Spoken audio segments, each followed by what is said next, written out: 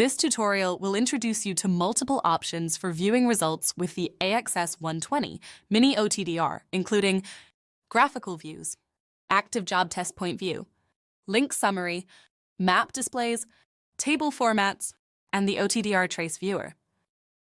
From the OTDR main window, results can be viewed from tapping the OTDR Trace icon and then using the arrows to view the available measurements in turn.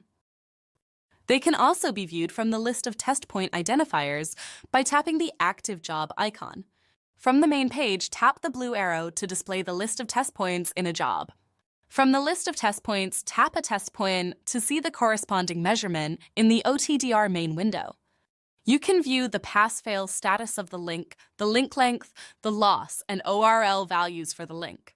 Note that the application displays a pass and fail status only when thresholds are applied.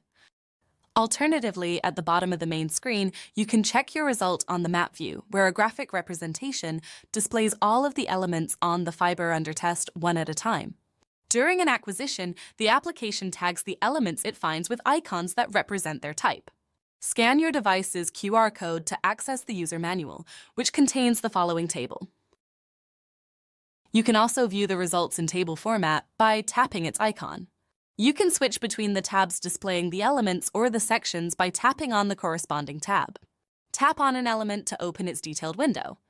Finally, you can view your results via the OTDR Trace Viewer function. It allows you to use markers on your measurements or zoom in on elements. For more assistance on this subject, scan the QR code on the unit to quickly access support resources.